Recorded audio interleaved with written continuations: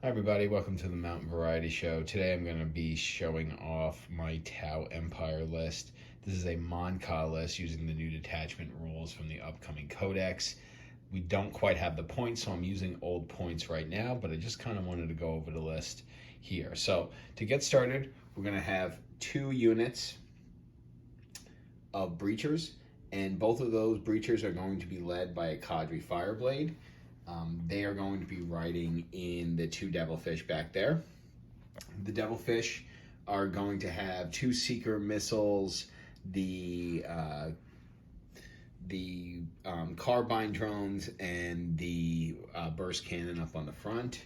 And then, of course, these guys will have their pulse carbines, and the Cadre Fireblade will give them an extra attack, which will give them 30 shots each, strength 6, -1 damage, and we can re-roll the wound roll if the target is within range of an objective marker, which is essentially what we want these guys to do. We want them to take over an objective, hold it with some high OC value, and essentially clear off any units that are on there with that shot.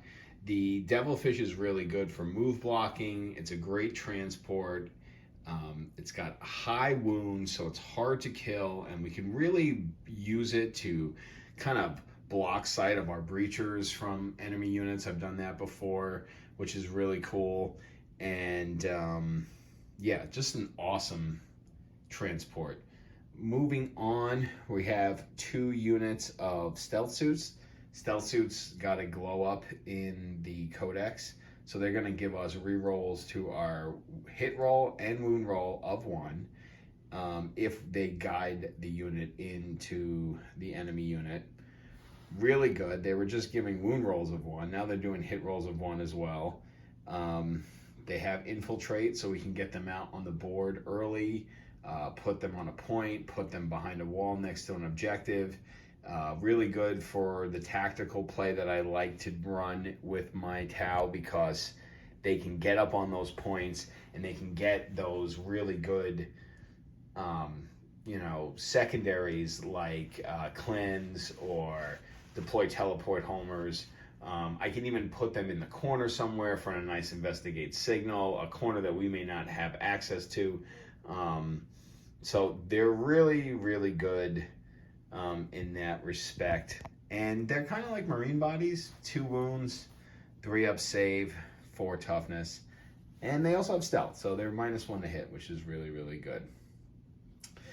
Then we have 1 unit of Sunforge crisis suits, and they're going to be led by a Cold Star commander with quad fusion. And this unit is absolutely fantastic for taking out vehicles. I have never deployed this in the backfield before and not killed the target. Like, they can re-roll the wound roll and the damage roll against monsters and vehicles, which is what you want to put them in. I always start them in strategic reserve because their guns are 12-inch range, but absolutely fantastic. Plus they get the 4-up invul, the only crisis suit unit that still has it. This is a great unit for basically threatening that drop down in their backfield, threatening that drop down next to their, their Land Raider or their Repulsor or, their big bad target. These guys can take them down. We then have 2 Piranhas. They're both going to have 2 Seeker missiles. One's going to have the fusion. One has the burst cannon. These guys are great. They get a 9-inch scout move. They can move 14. They can force battle shock test at the end of their movement if they're near an enemy objective or an enemy unit within 12, near an objective. They are just fantastic. They're really hard to kill too, especially for infantry. I love to just get them out there and these guys be the first thing that the enemy has to deal with. They can get in an enemy's face. They can get to where I need them to be. They could take a point early. And light infantry is really going to scrape the paint against them. T7, 7 wounds. Those Seeker missiles really help them to punch up. We always want to try to, shoot our Seeker missiles before these guys get blown up, because they get blown up pretty quick We're very aggressive with these guys. And like I said, we're just trying to use them to kind of screen out the enemy and force them to be the target for a turn or two, while Mont'ka really works on destroying their battle lines. If we come over here, we have two identical Ghostkeels. They're both going to be rocking the heavy ion rake and the fusion blasters, the twin fusion blasters. These guys are absolutely fantastic. They have lone op, they have stealth, they can also infiltrate too. They also have two stealth drones, which allows them to ignore two failed save rolls, which is absolutely fantastic. T8, super tanky. Again, I like to play aggressive with these guys as much as I can. Get them on a point, force an opponent to deal with them, and they will tank damage. They will tank it with that 2-up save and those 2 stealth drones. So 1 is really good, 2 is an issue. I know a lot of the competitive lists are running 3 now, and I can see why. It's very hard to move these guys off of a point or off of where you have them, because they're really hard to kill. They can also fall back and shoot for free, which is really good too. So, you cannot lock them in combat. So really, really, really, really good. Then we have 2 Riptides. One has the ion accelerator, one has the heavy burst cannon. Again, essentially, I just try to bully tables with these gentlemen here. Get up on a point, force somebody to deal with their T9, 14 wounds. They have a 4-up invul save, and they can, spark devastating wounds once a game. They have the missile drones, which I highly recommend bringing as many missile drones as you can. They really just give you a lot of extra shots, since the twin plasma that I have with them doesn't have enough shots to kill hordy stuff. Those missile drones will really, really help.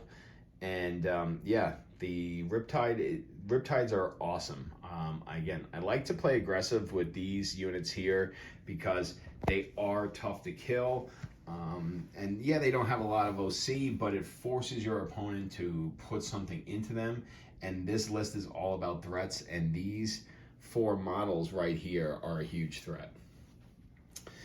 Coming over here, we have 1 unit of Broadsides. Both of them are identical with twin plasma, a seeker missile each, and 2 rail rifles.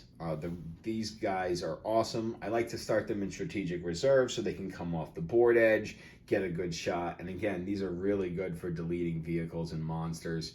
The unit gets 4 shots on those railguns. Just fantastic. And again, they can spike devastating wounds on 6s to wound with them.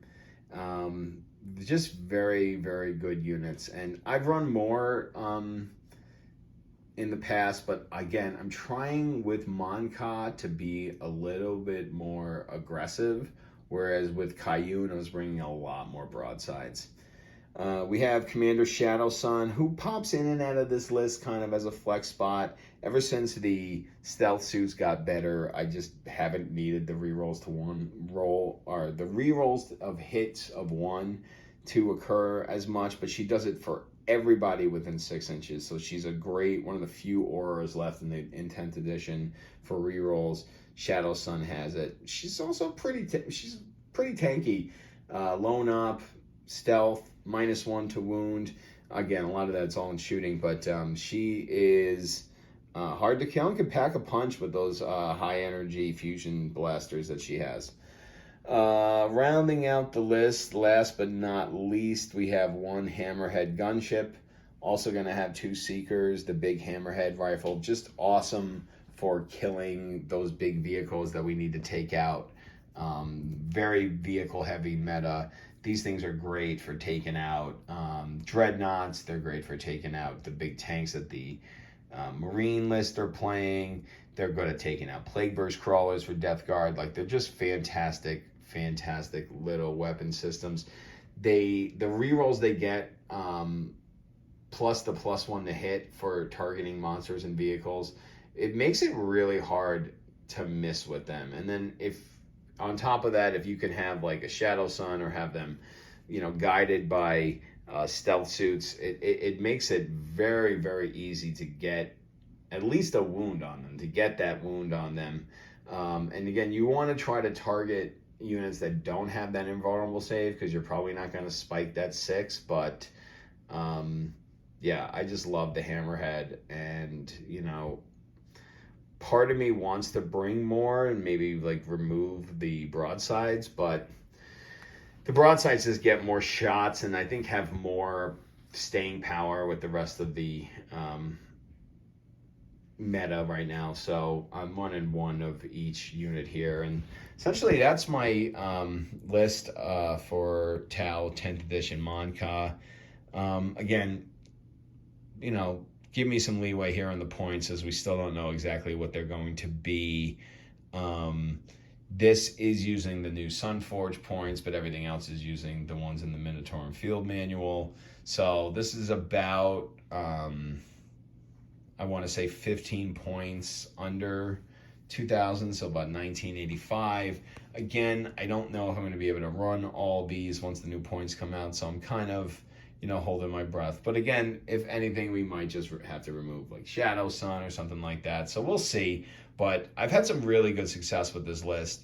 And, you know, so far, I've probably won 5 or 6 of the 8 games that I've run with this so far since the new Mont'ka rules have come out. So, I don't know, 5-3. It's not bad. Definitely need to get more practice with the list.